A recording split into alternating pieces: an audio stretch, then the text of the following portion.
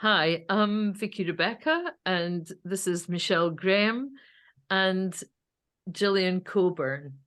So some of you already know Michelle, super nanny, myself, hypnotherapist, and Natalie, who's not with us tonight, who's the business side of our little triple goddess group, decided some time ago to just start a bottom-up community for women, with women for women, and just see where it took us.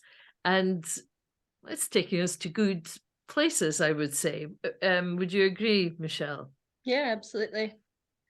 So I see things from the therapist viewpoint, Michelle from the children's, and Natalie from the woman in business. So I think between the three of us, we kind of see all angles. And what we've been doing so far, we give help where we can in the background, but inviting people on the lives who we're really curious and interested to have a conversation with.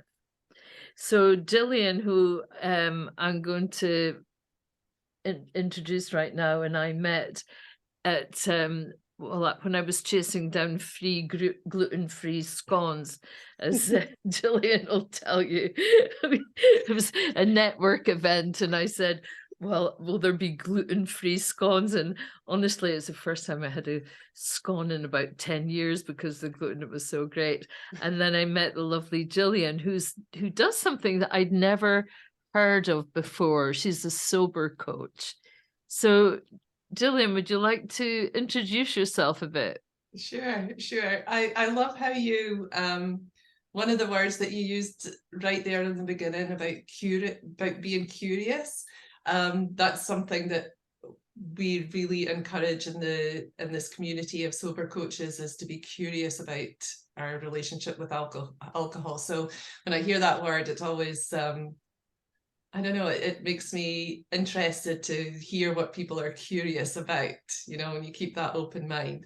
So yeah, I'm Gillian Cockburn. I'm a sober coach, as Vicky said.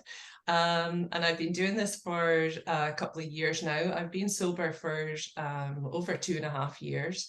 And the reason that I stopped drinking, well, there's actually many reasons that I stopped drinking, but 2.5 years ago, I got to the point in my life where I was really questioning my relationship with alcohol. I was not comfortable with the amount of time and energy I spent thinking about drinking. And I didn't like how when I wanted to not drink so much, I always ended drinking a little bit more. I would, say, well, I'm just going to have one glass tonight. And then before I knew it, it was 2, and then it was 3. And then that gradually built up. And, a bottle of wine was going most evenings, not every evening, but most evenings. And then in 2020, when we all got into that horrible time of lockdowns, we had some family stuff going on, some situations that just life change situations. And I thought, you know what, there's a real danger here that I'm going to drink my way through this. And I played that forward, and I thought, okay, what choices do I have here? I can either keep drinking at the extent that I am. I can see that the stress and everything that's going on in life, not just, the COVID thing and the lockdown thing and whatever, but other things that were going on in the family, I could see that that was going to add some pressure on there, that was going to maybe, give me an excuse to drink a little bit more.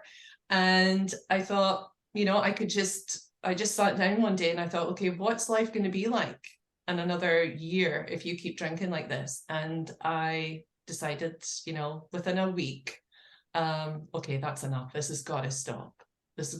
And then I didn't pick a day. It just happened to be May 6th, 2020. And that just happened to be the day. But I'd been thinking about not drinking for 8 years up until that point. Wow.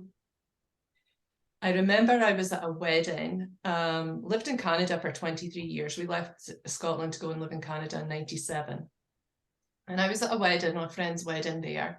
And it was at this wonderful location on the lake, and it was in a marquee and whatever. It was a great day. And I remember thinking at the time, I'd done a juice cleanse like for a couple of weeks before. I don't know if you've heard of Jason Bale and the Juice Master and that. So I'd done that for a couple of weeks. I felt so good. I had 2 weeks that I wasn't drinking, and I felt so great. And I thought, okay, I'm going to carry this on. This is a sign I'm going to carry this on. And then I went to that wedding, and just the peer pressure of being people saying to me, why are you not drinking? Like, is something wrong with you? Are you ill? Are you, I was past the stage that somebody was going to say, are you pregnant or whatever? But the pressure was there. I remember being so adamant in my mind that I wasn't going to drink, but I let it in. I let that peer pressure come in, and I let myself be persuaded that I was going to. But that was 8 years before I actually quit. And there was so many times in that 8 years that I stopped for a month or two at a time. There was times where my drinking ramped up, when I lost my mum, when I lost one of my closest friends far too early to cancer, when there was just some stresses going on that, I would drink more, and then I would go back to, moderate. But it was always a struggle. It was always on my mind. It was always something that I felt like I was trying to control. And when I got to that point where I thought, I'm actually going to make this effort, and I'm going to actually stop. The thing that's kept me stuck for so long, for that 8 years, was that I did have this belief that I was, and I know there's different opinions on this, so I'm interested to have a conversation around this, but I had this idea that I would have to label myself as an alcoholic, that I would have to go and get help. And the only help, whenever I thought about this, or the only help that I could see that was out there, was to go to meetings, to go to AA. And it never resonated with me. It never, I don't know, it never sat well with me. And I thought, and a lot of it was a lot of fear, a lot of shame. I felt absolutely ashamed that I had this problem and that there was something wrong with me. And the fact that I couldn't control or moderate my drinking long term, or be a normal drinker, or the fact that, I was maybe drinking more than some people or whatever. I just carried a lot of shame about that. And the idea of having to go and get help in that environment actually made me feel more shame. I felt, and it really kept me stuck for quite a few years. And then I was in Arizona in this winter, the new year of, I think it was 2018,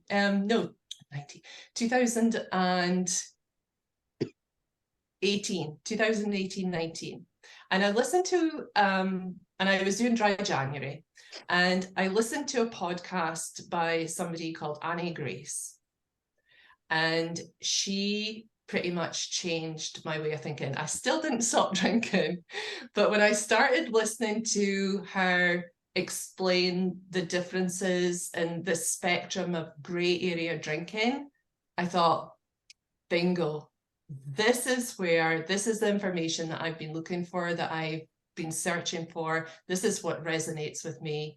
And and that really changed things. I don't know, am I going on way too much? I've been down to jump in about 3 times already, but let me ask you something about, I've come across Annie Grace. So it sounded a little bit like you were saying that she had a sliding scale. Did she have some perspective that she could put grey area drinking in? Because that sounds like a bit of a catch-all. Right. So grey area drinking wasn't invented by Annie Grace. It was a term that was coined by Gillian Park. Gillian Park is a really, really smart woman, a scientist, a nutritionist, a psychologist. She was the one that coined the term grey area drinking. Annie Grace is somebody who who's, you know, in this field, in this arena. And, you know, she was somebody that was drinking, Annie Grace was somebody that was drinking, you know, vodka at 8 a.m. in the morning just to get her through the day, right? So she was somebody that was, you know, she wouldn't say that she was an alcoholic. In fact, I think our post today said that she, you know, I'm Annie Grace and I'm not an alcoholic. But, you know, looking from the outside in at the time, before I knew what I knew about grey area drinking, I would have labelled her as an alcoholic, right? I would have said, well, God, I'm not getting up at, you know, 7 a.m. and, you know, filling my coffee cup with vodka in the morning. Oh, there's something, you know, she has a problem. I don't have that problem, right?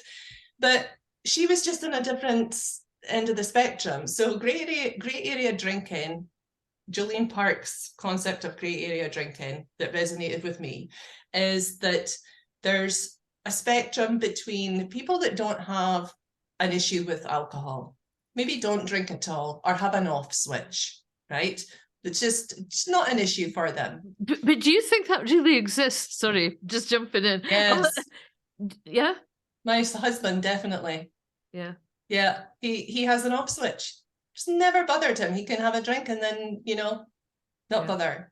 Yeah, definitely. Okay, it goes from people like him, people like Steve, and people that you know, are drinking as much as they don't feel, you know, they feel it's having a negative effect on them, right? So sorry, there's people that are not drinking and people that are medically dependent or on alcohol, right?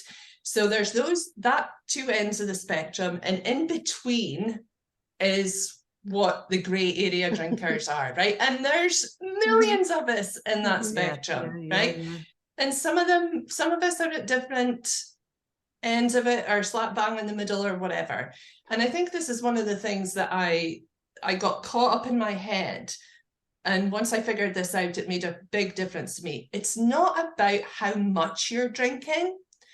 You know, you'll go online and say, okay, how many units am I supposed to be drinking a week? And it'll be 14 units or whatever. Many weeks I never drank nearly 14 units.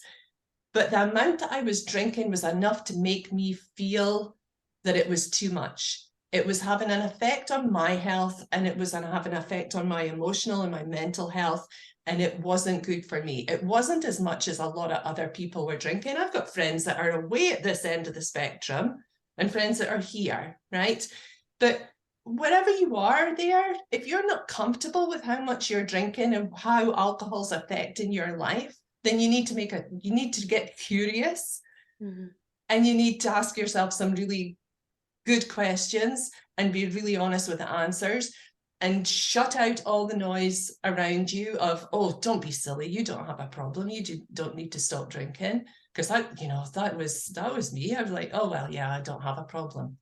Well, you know what? I'm not happy with how much I'm drinking. So that is a problem.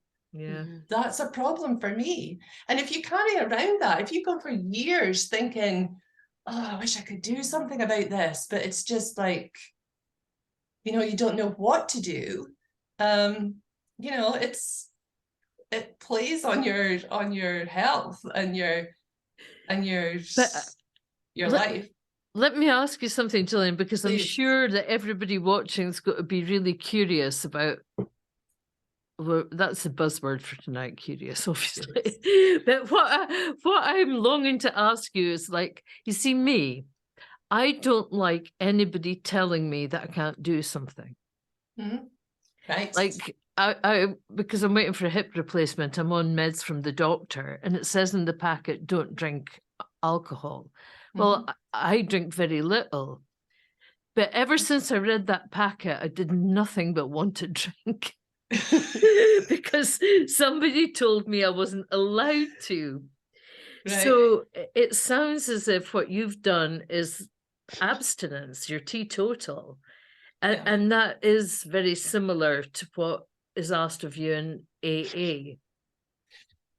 So my question to you is, if you're in that grey area, whether you're at this side of the continuum or that side, is the answer total sobriety? Is that the answer? If someone came to you? Not for everybody. Some people, you know, as I say, some people can moderate. And if you don't have a problem with that, if the amount you're drinking is not bothering you, and it's not having an effect on your mental and emotional and physical health, and it's not affecting your relationships or your career, or, you know, it's not having a negative effect on any area of your life, go for it. Do what you want. I'm not anti-alcohol. You know, when you talk about abstinence or, you know, being teetotal, yes, I'm teetotal. I guess I am. But I know that I can have a drink anytime I like. But Which is not the same as what AA. Exactly. Do you know? Exactly. Do you know? I think that's where the freedom is. So the idea I agree. 100%. The idea of having to get up every morning and say, I've got to get through today. I've got to get through today dry. I've got to stay dry. That was the thing that didn't resonate with me at all. I thought, there's no way I am white knuckling the rest of my life to get through another day and to get through another day. There's got to be another way. I didn't know that was, I couldn't put it into the language, but I knew that feeling and that I had, that there was another way to freedom. I didn't know what that meant at the time, but it's the idea, it's not the idea, it's the mind shift of saying to yourself, you know, it's the reframing of, I can never drink again, to I can drink anytime I bloody well choose, because I can. I'm an adult. I can, you know, I can afford to buy my own alcohol and go out and do that. But I choose not to because of how alcohol affects my life. Yeah, that's brilliant. Well, I did the same without AA or anybody else when I came off heroin, and that was, I mean, years before I got to the place where I actually did it. And so I'm 33 years clean, and I call it clean as opposed to in recovery, because in recovery is very much a NAAA buzzword. And I do have some issues with that. I mean, people owe their life to AA, so this is definitely not a knockdown. But I read when Shell and I we were doing what they call comp titles, which is an amalgam. Help me out, Shell. A mixture of comparative amalgamation of comparative and competing titles, and we came across Holly Whitaker's book.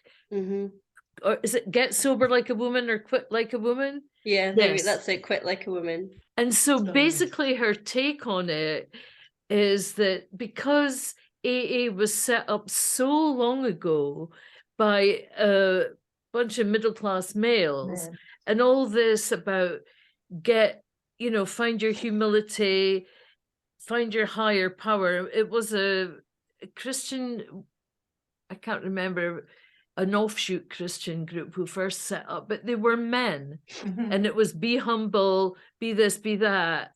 And she's saying, we're women, we already know how to be humble. That's been our lot. So that's why she felt that AA didn't work so well for women, because, I could see why it would. But anyway, I'm not here, but I get that there was something else needed. And listening to your story there, how you were saying, I'll only have one glass, or I'll stop tomorrow. And, when you went through all that kind of stuff, it just reminds me of the people who come to me for weight loss. It sounds exactly the same as like, right, that's it, I'll just finish the chocolate this weekend and I'll be on my diet on Monday. So it's definitely in the addictive spectrum, but it's really great. What I think is really great about what you're doing is you're not hooking it all up in a label, because people are overly concerned. Clients came to me for years and said, what is the definition of an alcoholic? That's what they would want to know. And I, for a long time, I said, if you think you're an alcoholic, you should go to AA and not see me, but are you do you think you're an alcoholic, or are you self-medicating? Because people found it very easy to say, oh, I'm self-medicating. So they were using it to go through a period of their life. And I remember just before my marriage split up, I was doing that.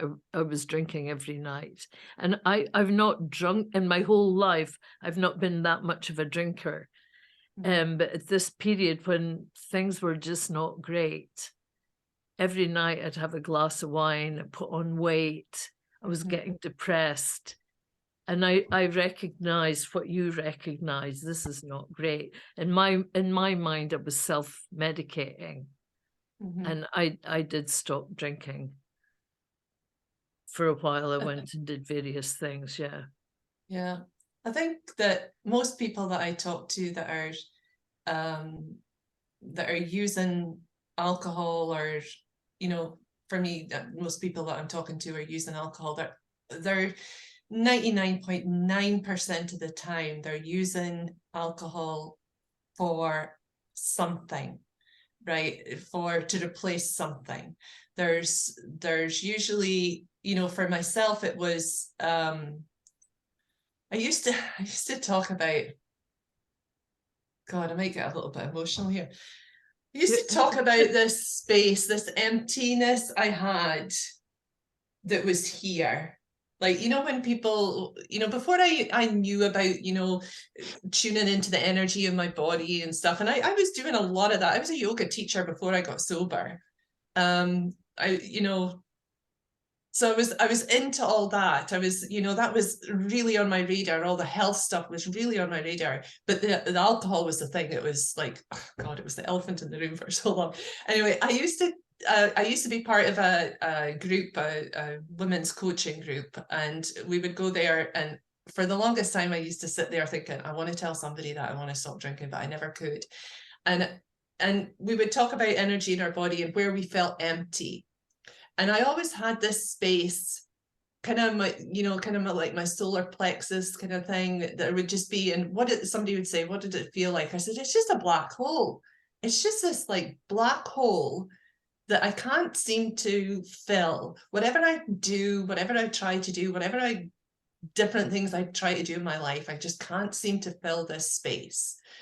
And it wasn't until I'd been sober for about a year, and I was, you know, a Reiki thing, a treatment thing, and I felt that hands. I felt somebody, the energy of that hands, and I thought, oh my God, that black space is not there anymore. Like, I tune into my solar plexus and it's yellow, and there's a ball of light there.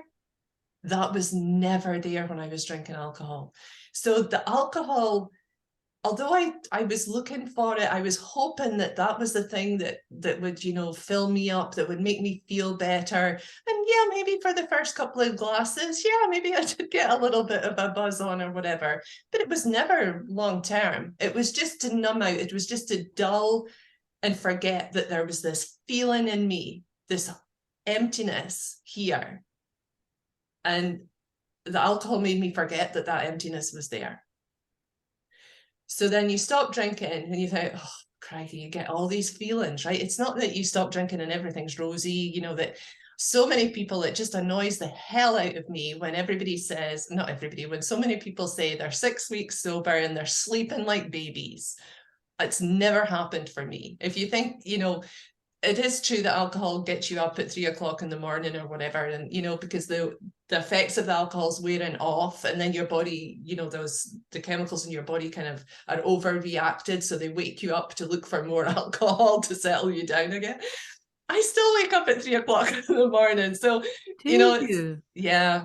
But here's the thing: I've started to notice it's 3:33.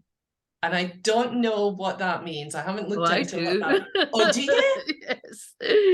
So 3 is the number of manifestation. And you've got it 3 times. Yes. So it's your power moment right there. Oh, you've no idea the amount of times I want to get up and go and do something at 3:33. And of course, the added up, it's a 9, which is almost at the end of a cycle.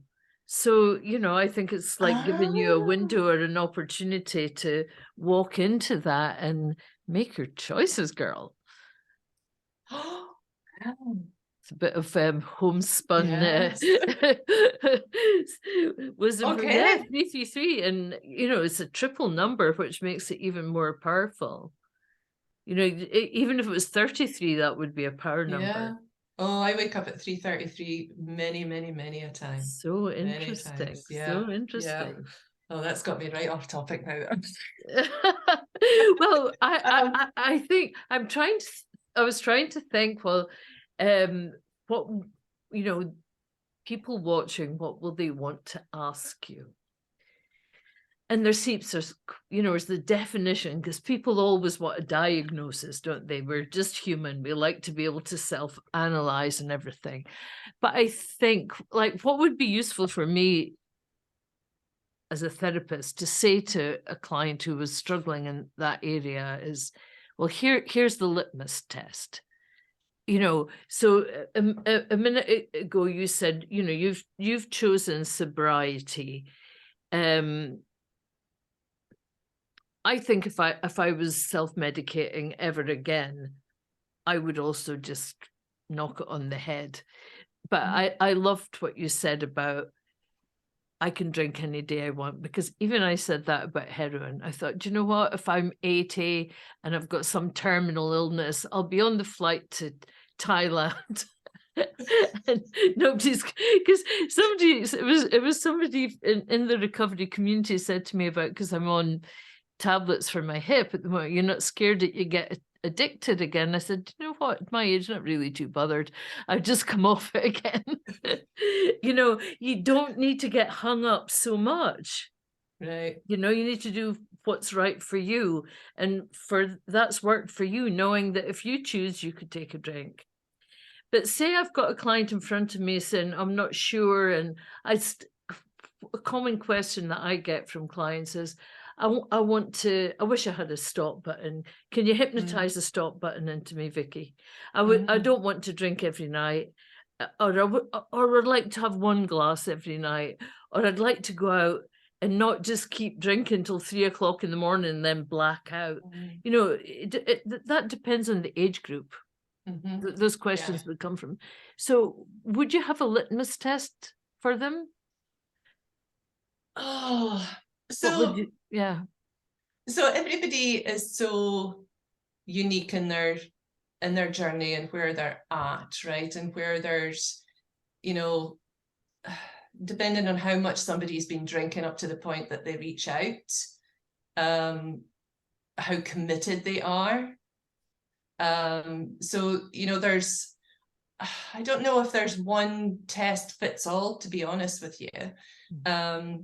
Because I have people that contact me and they say, well, I just want to cut down. And I'll be absolutely honest with you right here, and anybody that's watching. My goal, knowing what I know now, that's not my thing. That's not my jam. I'm not going to help somebody to cut down, because I know that moderation is the alcohol trap. I can't talk about other drugs because I don't have that experience, but I can from my own experience and what I've learned from other clients, the moderation thing doesn't work long term, because the mind shift is not there. So the moderation is still that you are able to control your drinking, right? I'm going to be able to only drink, I'm going to only drink on a Friday night. I'm only going to drink 2 glasses on a Friday night and maybe 1 on a Sunday. And I've seen this so many times. And then, oh, well, you know, last week it was so-and-so's birthday, so we went out. So I had a few drinks then. So that was a bit more. And then the thing was with alcohol is it does exactly what it says on the tin.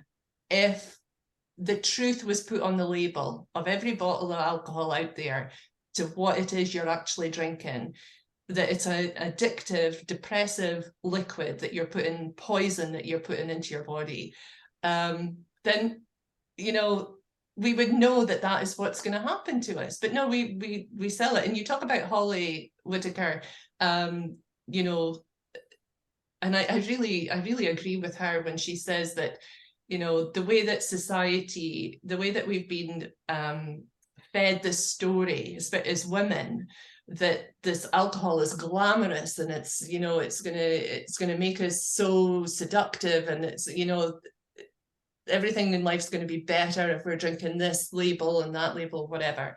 If they actually just put on the label that what this does, it ages you, it fucks up your hormones if you're going through menopause, it's, you know, it screws up your skin and your hair, and you know, if we put that on the label and the truth about alcohol on the label, I think it would be very different. And I'm not answering your question at all, but I just think that, I don't think that there's you know, you were saying, well, you know, people that want to just, you know, they want to cut back, or they just want to drink here and there. I honestly don't think that works. Well, I mean, I know what I would say to a smoker who said that to me. Right. Right. Or a heroin addict. So is a little bit of heroin okay? Do you think some of that is that, like, just how socially and culturally acceptable it is to drink? So yes, for me, it's like, so many times when people pick their kids up from me, I'm a childminder, and they're like, oh, you're going to need a drink tonight because you've had so many kids here, you know, that it's like, it's a joke that, like, because you've been around kids all day, you're going to need a drink, you know, and everybody laughs about it. But like, the actual heart of that is saying, like, well, yeah, you're going to drink because you've had a stressful, tiring day. You know what I mean? It's like, it's joking about what you're actually doing, which is medicating a stressful day. And also, like, for me, I think hearing all this talk is thinking, I grew up with parents on either end of the spectrum. So my mom was a non-functioning alcoholic who would drink all day long till she blacked out, and my dad didn't touch anything. So for me, growing up, it was like this weird thing. And then when I got older and I was a teenager and would be at my friends' houses and saw some of their parents drinking, it was so bizarre for me that their parents weren't hiding their alcohol, or they would, or even that some of my friends were allowed to drink wine with dinner, because in my house the alcohol got hidden, you know. It was like, it was either us hiding it from my mom or her hiding it from us. But I think, like, hiding that, in my experience, like hiding things from kids, it made me, like, overly curious. So as a teenager and a young woman, like, I would drink till I blacked out, you know. I'd go out, and it was so socially normal. That's what you did. Went out and got lashed on a Friday night and felt terrible all weekend. But since I had my son, like, alcohol's never hidden in our house. And like, it's not really a thing in our house. It's not, there's nobody with a problem or whatever. Like, it's few and far between when anyone in our house drinks, you know. But even that, like, at special occasions, you take booze out on special occasion. Like, why do we do that? It's so, like you said at the beginning, I suppose, ingrained in us that that's just what you do. And I suppose from, like, my perspective of children, is like kids are hearing that. Kids are hearing their parents say, oh, you're going to need a drink tonight. You're going to need a drink tonight. And what does that say to a young child, like, as they grow up thinking, I make people drink, you know? Like, I know that's a much deeper sort of thing, but that's what you're hearing. Like, the grown-ups around you are who you copy, and who you get your identity from, really. And yeah, I think that because alcohol specifically, of all drugs and things, is so socially acceptable, it's like, it's abnormal if you don't drink, you know. That, yeah, I think there's much bigger questions to ask around how we look at alcohol and drinking as a society, I suppose. It is the one drug that we have to defend not taking. You know, I think it was Jason Vale actually said that. it's so interesting what you say about the children. I hadn't actually thought of that perspective of it before. I think a lot about the mummy wine culture that wasn't there 20, 30 years ago. This is something new. There was no mummy wine culture when, you know, my kid's, what, 33? We didn't have that culture at that point. I think maybe because it just wasn't, well, I'll get on my soapbox a little bit. I think that somebody in marketing somewhere caught on to this and sold it to mums. And sold it to a lot of mums that were going out to work, because you know, we went from that society where, you know, a lot of the time mums were at home or you know, whatever, to practically every mum in a household now is working at some point or going out to work somewhere. A lot of women have really busy careers, right? And it's just, I think they've just caught on to that. I think just the whole freaking marketing thing has just and perpetuated that to what you're talking about, Michelle, where that conversation happens at your front door when people are picking up kids. And what you said there about the children listening to that and thinking, oh my God, am I the reason that, I don't know, I hadn't thought about that. I think because I haven't got, you know, grandkids or young kids or whatever, I haven't, you know, seen that. But yeah, it's a really interesting point. But the mummy wine culture is just, I remember I was watching Netflix or whatever. It was some time ago now, maybe 10 years ago, I can't remember, but that I noticed that Americans drank. Now, I don't know if any of you have noticed this, but I remember actually thinking Americans never seem to drink. Because it didn't show Americans drinking on soaps and things plus 10 years ago. And suddenly, American, especially women, are drinking really large glasses of wine, you know, all the time now. And I remember thinking, what happened? Did Americans start? Because, you know, drink is a very Scottish thing. You know, and apparently there's more alcohol problems the further north you get. But going by American TV, it seemed to me that they didn't drink until recently. And it must have been because they needed to up the, you know, Napa Valley wine sales or something. But that was actually a thing that was talked about when I lived in Canada, was the fact that soaps in the UK were all based around the pub.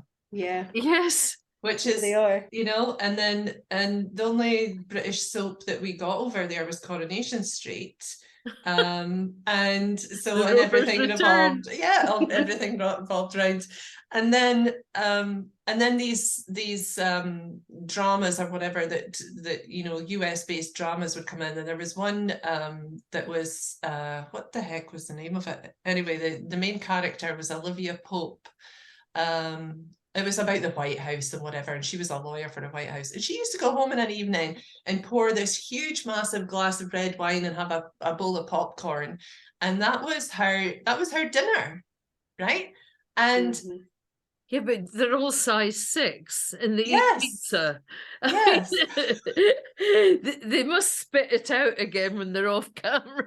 But you know, again, it was just that she actually, I think she probably had a bit of a responsibility of the amount of, you know, wine that was drunk by, you know, by women, and I may be generalizing a little bit there. But ice cream. I thought surely every American can't eat ice cream when they're. I don't even like ice cream, but yeah. Anyway, so yeah, let's pull it back in, because I'm trying to think, what do people ask? What can you share? So a lot of the time that, you know, by the time somebody has reached out to me, they want to do something about their drinking. They're not comfortable with how much they're drinking. They're sick and tired of, you know, waking up with not a massive hangover every day, but that low grade brain fog that goes on, and you just know you're going to be a little bit brighter if you weren't drinking. And people that have tried to stop before and got sucked back in or whatever, and it's just, a lot of it is making a commitment to themselves but telling somebody else about it.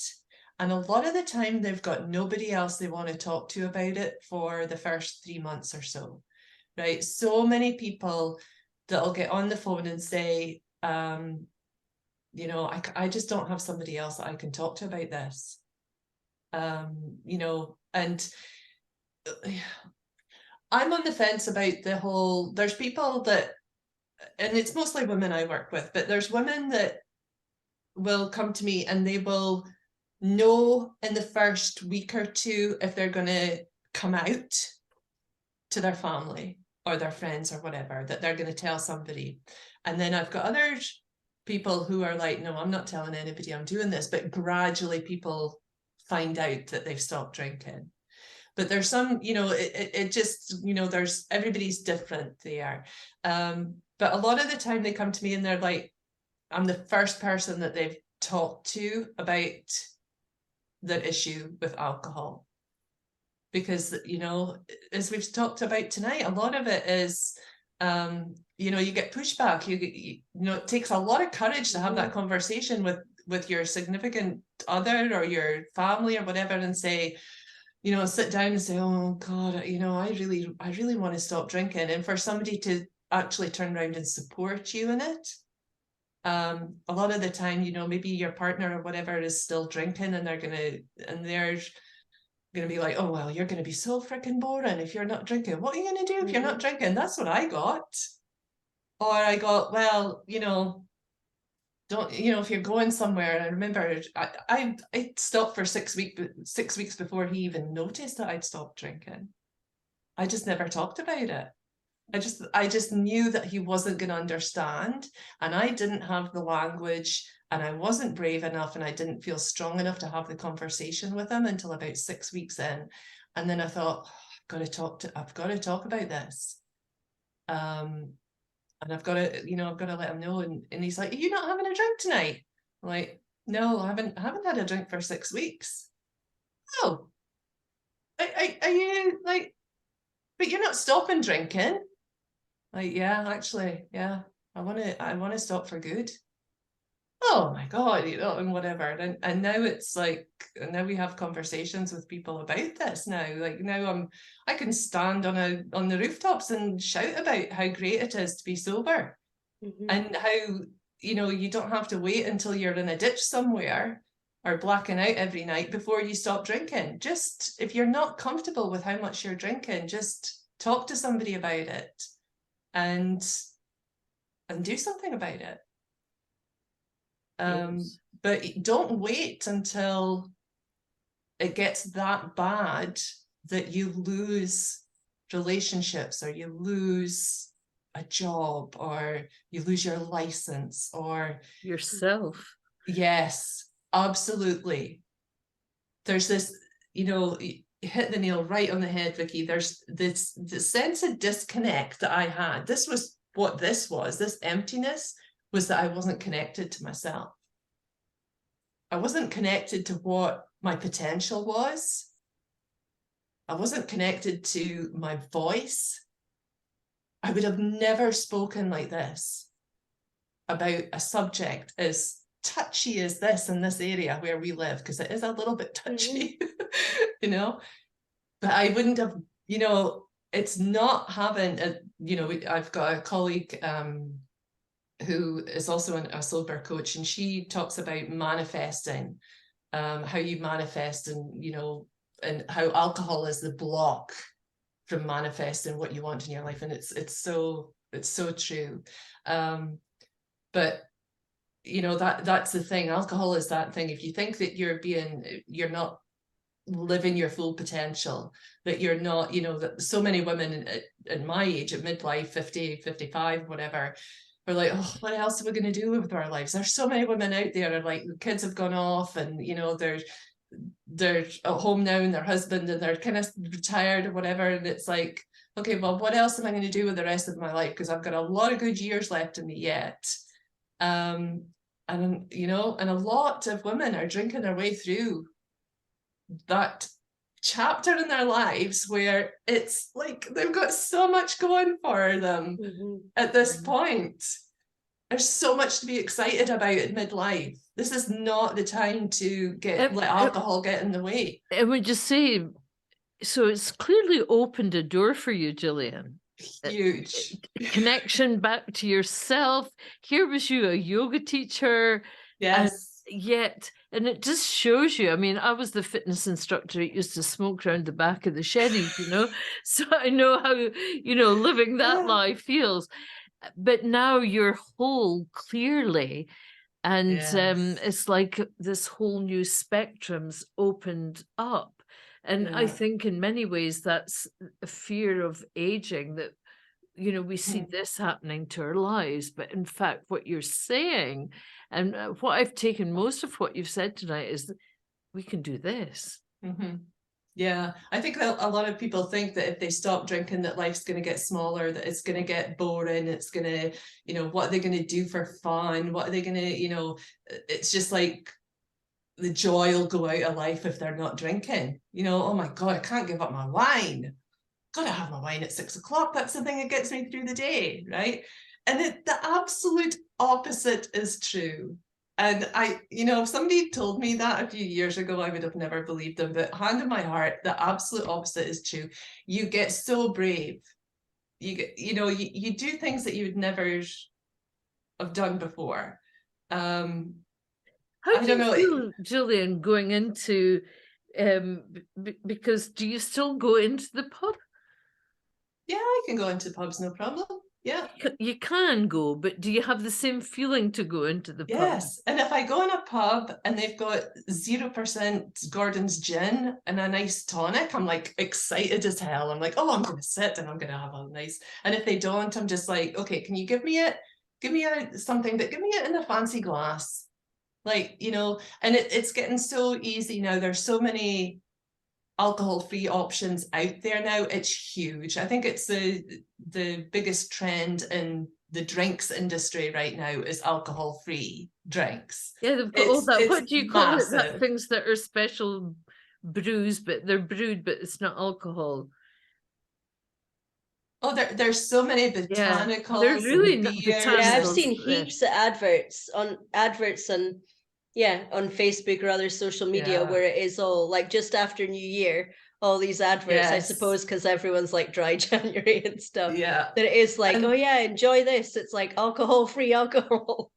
There's a lot of them are not great ingredients wise once you get into this a little bit. But like, so I trained as a sober coach. I trained as a life coach, and then I added sober coaching to my toolbox because I knew deep in my heart that this is what I wanted to do. This has made such a big difference for my life. And I knew that it's just something that I resonate with, and it just works for me. It's my groove. This is where I am. But in the beginning of I trained with Janie Lee Grace, who was a BBC Radio 2 presenter with Steve Wright in the afternoon for years, right? And she's this natural wellness guru, whatever. And Janie's she's fantastic. So she has this saying, one of her things is keep the ritual, change the ingredients. So if you go to the soberclub.com, you'll see me. I'm one of the coaches in the soberclub.com directory with Janie.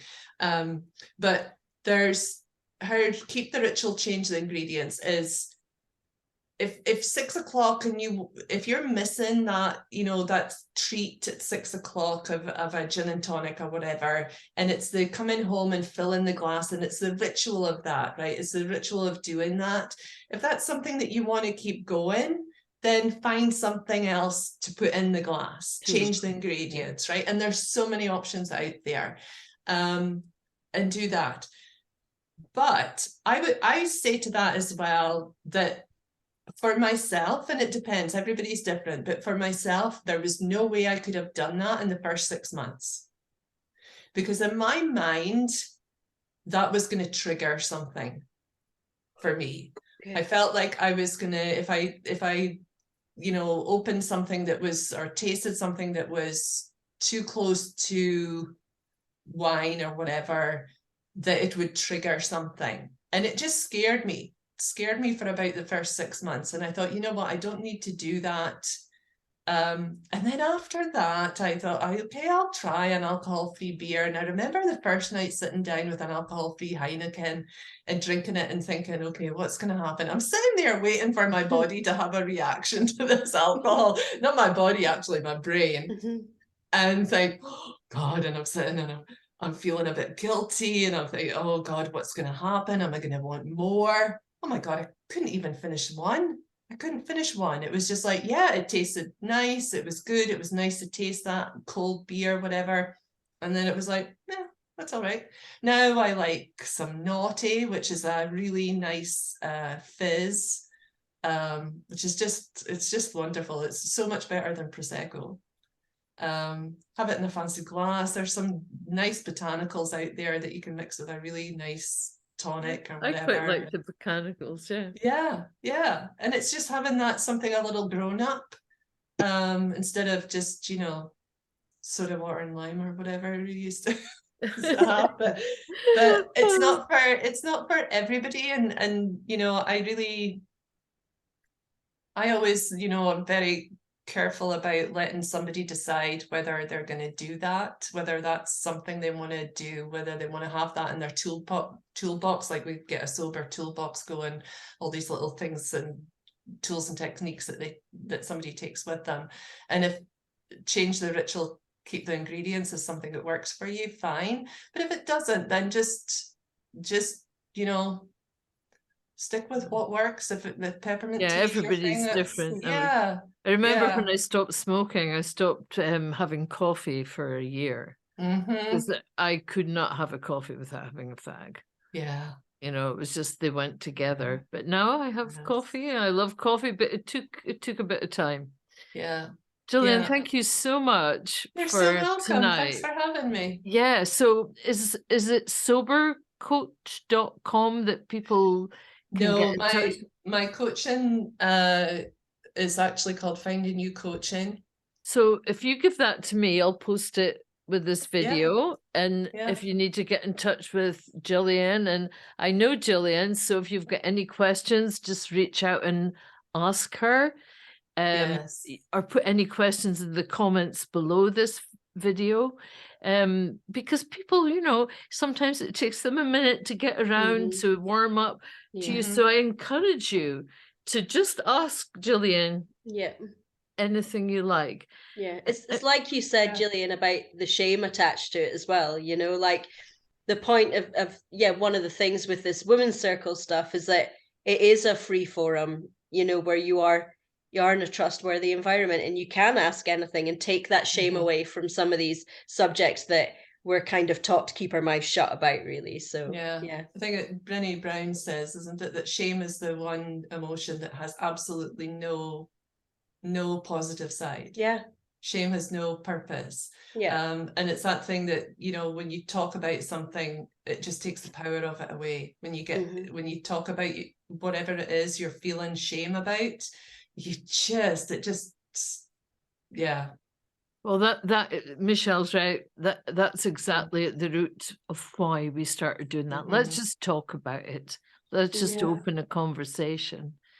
And I'd like to say the same for Michelle. Michelle's not very good at blowing her own trumpet. So Michelle, I call her super nanny. She called herself a childminder, but she's so much more than that. I haven't even quite got the words yet, but Michelle has been involved in homeschooling for many years. She's very interested in children's education in the much broader aspect. So same thing, if you want to ask anything of Michelle, I'll put her down below. Anything you want to add to that? Because anything you'd like to add, Michelle, to it? I think that anything that affects an adult can affect a child as well. It's just their perspective is often different, and sometimes you need to frame things differently to reach out to children. But yeah, even discussing alcohol, it does affect children in many ways, you know, whether it's passive or whether it's more kind of there is an issue at home or whatever. But yeah, it's important to talk about everything. Yeah. It's really interesting. Can I add one little Yeah, quick no, note? go on. I noticed there was something that you posted the other day, Vicky, about, you know, about family history of the trauma or whatever, and you know, how it you know, trickles down. And I think that's something like that you're saying about how the alcohol thing is something depending on, you know, as you were saying, Michelle, about your story of your parents and your childhood, that, you know, that trickled down or that affected you. And I think it's the same, and I've seen it for myself, that it doesn't have to be that extreme of the spectrum before it affects children. Absolutely. And it's people that are in my generation, or maybe the generation below, before me or after me, they're experiencing that, right? The alcohol thing is, and those are the people that are coming and saying, well, you know, my mum and dad drank, and that's what started me. So, you know, we kind of break the cycle, right? If that makes sense at all. Yeah, no, thanks for bringing that up, Gillian. It's a really important point. So Rikaza, who I met in India 2 years ago, she's a Colombian therapist, and I think she's 82, maybe 83 now. And she's been a therapist most of her adult life. She knew Osho when he was still alive. She was there at the ranch in Oregon where they were having all that crazy stuff going on. And she is just an incredible woman. So she did the Peter Levine training. That's the guy who wrote Waking the Tiger, the guy who really brought trauma awareness into the now, if you like. And she did family constellation therapy. And what she would say, if she's here, is all trauma starts in the family. So that even if you were brought up in a care situation and not your birth family, that's where the trauma starts. And you're right, it gets passed on from generation to generation, and it repeats themselves, and even through nations. You know, even like, you know, the Brits get a hard time because we had the British Empire, and that is awful. I'm definitely not trying to defend that, but we were also invaded by the Vikings and the Romans. And so, you know, something bad happens to you and you pass it on. You know, you become traumatized, and this horrible perpetuating, but we do have the awareness now. We, you know, and that's what Rikaza will do. It's quite incredible to do. Have you ever done any kind of family constellation work? I've heard a lot about family constellation. I haven't done the work, but it's something that's been in my radar quite a lot. Come and experience it, because a lot of the Osho courses, healing therapies, have at least some family constellation where it's such a part of our conditioning. What for, you know, even when Michelle was telling her story, she told the impact that had on her, and then the changes she's made for her family. So whichever way, there is an impact.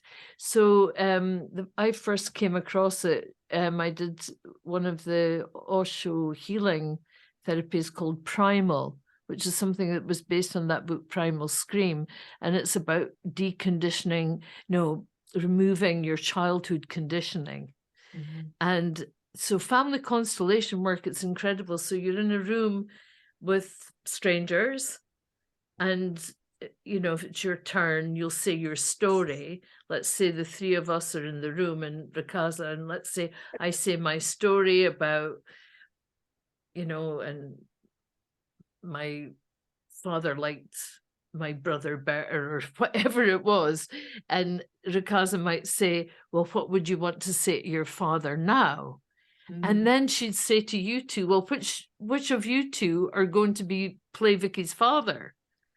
So you might have never met me before. You have no idea of the story, yet you can proxy for my father, and what comes out of your mouth will be perfect.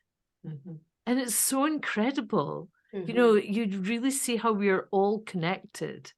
And so then you can process what's been probably eating you, you know. You're not good enough, your brother was better. I don't have a brother, by the way. That's why I chose that one for an example. And it will clear you for your children and you know, for children that are in your life. So I hope you get the chance to come along and see her when she's here. I'll put that in the chat if anyone else is interested in finding out more. And same for me, if you want to ask any questions, please just go ahead, and anytime we can do that. But yeah, it's really amazing. And of course, trauma sits in the body. It stays in the body, and we have to therefore release it from the body. But for years we did all this without releasing it from here too, you know. I learned something interesting about trauma the others, or the effects of trauma and addiction the other week. There I was at a day workshop thing in Aberdeen. Anyway, they were talking about amnesia, about how, you know, a lot of people that go through an event, a traumatic event, will forget parts of it, or, you know, when they're recalling it to somebody else, there'll be, you know, time missing.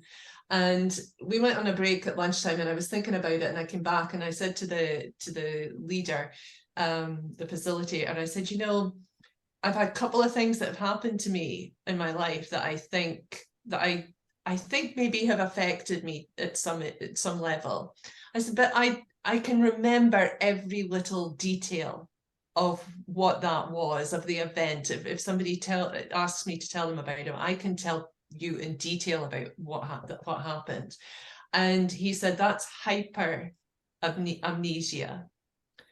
And he said, before knowing what my story was, and he said, that actually can lead to addiction. And my eyes welled up, and he looked at me and he said, okay, that's resonated with you. So I told him, you know, why I was there, and, you know, whatever. And he said, yes, because you remember things in such fine detail, and it's actually too much for you to process. So you probably looked for ways to shut that out. And I'm like, absolutely, that's exactly what I did. So it wasn't, you know, I would think that, well, it can't be trauma, because actually I can tell you all about it. I can be very specific about it, very matter of fact about it. So it's not affecting me. Oh my goodness, little did I know. That was such a... Well, isn't that the thing with trauma? So that's the, I don't know what word to use, is it there's red herrings or whatever, but we don't recognize when we're in a trauma state ourselves, and we don't recognize that someone who could look like they're behaving badly, well, they will be behaving, you know, nobody just looks like they're, but we haven't yet been educated to the point where we can look at that and see it for the pain that it is. Yeah. And when we get there, that will be amazing. When we can get to that level of awareness and understanding, because I honestly don't think that anybody acts badly because they're wicked or something. I just don't. They're hurt. I don't think that's a reason to put up with bad behavior. That's not what I'm saying. You know, there's still lines of what's acceptable and what's not. But, you know, if someone's constantly acting out, there's something going on with them, and they need, you know, a hand held out to them. Yeah, trauma is tricky like that. And all the time when I see couples in my practice, And, you know, things have broken down so far that they can't even hear what each other's saying anymore. And all it is his trauma fighting up her trauma, you know, that arrow goes back and it goes back into this perpetual whirlwind of just absolute stress, you know. So yeah, it's fantastic that there is awareness growing in the world about that. Yeah. Had a great conversation. Yeah, wasn't it? Thank you very much, Gillian. Thank you. Thank you, Shell. And let us know what you'd like to chat about next on Women's Circle.